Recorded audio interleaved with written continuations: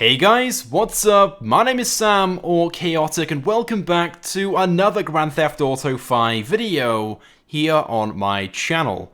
Now in today's video, I'm going to be taking a look at the new aircraft that was released earlier today into GTA Online, that being the P-45 Nokota, and comparing it to the most similar aircraft that we already have in GTA Online, that being the Rogue, that was first released a few months ago now, in late October, in the initial Smuggler's Run update. So seeing the Rockstar has made us wait so long for the P-45 Nokota, the question is, was the wait worth it, and is it better or worse than the Rogue? Now both planes are fairly similar in terms of their shape and design, with a few small differences. For example, the Rogue has its third wheel on the front, whereas the P-45 has its third wheel on the back.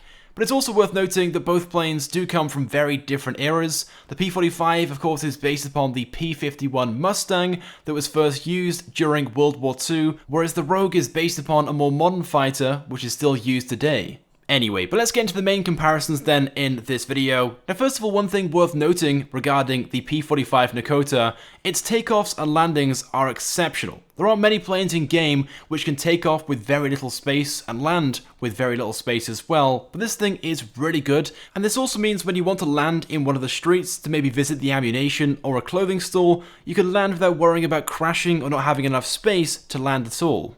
Now in fairness, the Rogue isn't too bad either, but as you guys can see in the gameplay, it certainly takes a lot more distance and a lot more runway before the Rogue is in the air. And that's because the acceleration on the Rogue isn't quite as good as the P-45. Plus of course the differences in design as well do play a major part in this. The Nokota is already leaning back, which means it's much easier to take off in comparison, but nevertheless there is quite a big difference in this comparison at least. It certainly takes at least 2 or 3 times the amount of distance for the Rogue over the P-45. So that's definitely something worth bearing in mind. I'm not saying the Rogue is bad when it comes to taking off and landing, it just means that in the smaller and tighter areas around the map, when trying to land on streets especially, you'll find it much easier to do so with the P-45. But unfortunately that's just one of 2 benefits or advantages of owning the P-45 Nokota over the Rogue.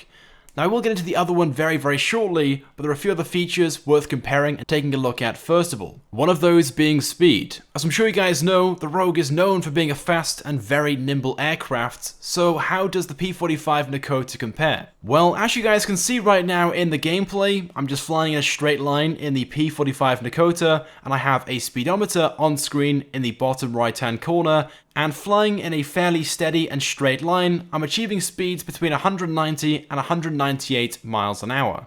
As for the Rogue though, also driving in a straight and fairly steady line, as you guys can see I'm achieving speeds between 215 and 220 miles an hour, making the Rogue a much faster plane at speeds of over 20 miles an hour. And it's also worth noting, the Rogue is also much easier to fly in a straight line. When flying the P-45 Nokota, what you'll find is the plane feels very unstable and very difficult to actually keep in a straight line. But I believe that's because it's based upon a much older and lighter aircraft.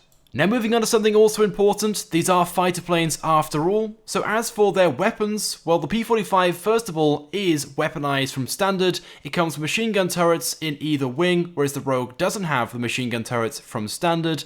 There's also a missile upgrade option. You can fit this in the hangar, and as you guys can see, the missile launcher on this is very powerful. You can fire missile after missile with no real cooldown timer between fire, and it fires around about 2 missiles or so per second. Now, although the Rogue isn't weaponized from standard, there are quite a few weapon options available for this whilst customizing it at your hangar. You can first of all fit a cannon or machine gun turrets, and you have 2 options. You can have the standard machine gun turrets, which you have on pretty much most weaponized planes, or you can fit explosive cannons, which means the rounds are explosive. And these are extremely overpowered, as I'm sure you guys know, and straight away gives it the edge. If you shoot anything with these explosive cannons, such as vehicles or other aircrafts, they blow up pretty much straight away. Now you also have the option to fit missiles to this thing as well. Now in fairness, they aren't anywhere near as good as they are on the P-45 Nokota. In fact, there is a cooldown timer between the missiles. As you guys can see, you can fire just 2 missiles. There's then a second or 2 of cooldown time before you can fire another 2.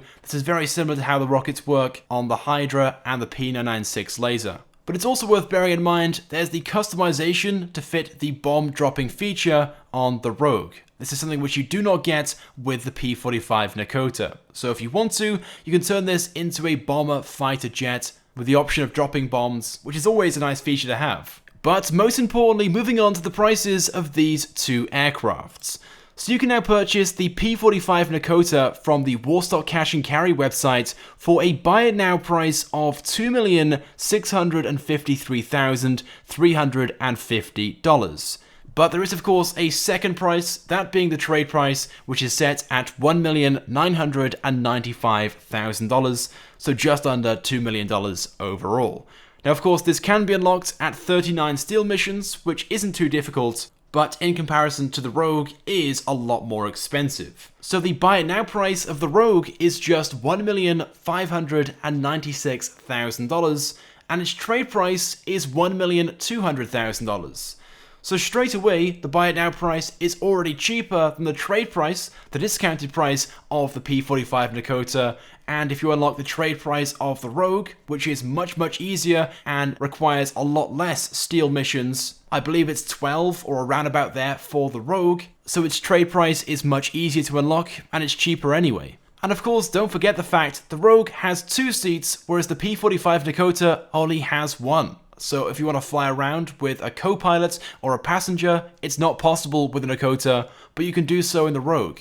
But finally, something also worth comparing between these two planes is of course their dogfighting abilities. Both of these are single propeller dogfighters, so is one better than the other? Well, personally from what I've found, the difference is very minimal. Both are really good at that sort of thing, both are very agile and very nimble, so both are very good in the dogfighting situation. If anything, the Nokota is slightly better, but that's because it is a lighter aircraft and is slightly more agile as well. But overall, between these two planes, if I had to choose one, the Rogue would be my choice. The Rogue by far is a much better plane, it is much better value for money. Don't get me wrong, the P-45 Nokota is a cool plane for novelty purposes, but in comparison, the Rogue is just much better in pretty much every situation and scenario. So if you guys are wondering, is the new P-45 Nokota worth buying? My answer is no. Save your money, either purchase the Rogue if you're looking for a dogfighting plane, or just save your money completely, either wait for the Hunter to come out at some point over the next few weeks, or of course the next update, which is only coming out in about a month's time from now. But with that being said, that's pretty much it then for today's video. I of course want to get your thoughts and feelings on this video and the comparisons between these two planes. What do you guys think about them? And do you guys like the P-45 Nokota or not? Have you guys bought it? If you have, I want to get your thoughts and feelings on it, so go ahead and leave a comment right now on this video. If you guys could also drop a like as well, that would of course be greatly appreciated and it helps me out a lot. And if you haven't subscribed to my channel, make sure you do, because I upload all the latest and the greatest Grand Theft Auto 5 content. So as always guys, thank you very much for watching, and I will see you guys next time.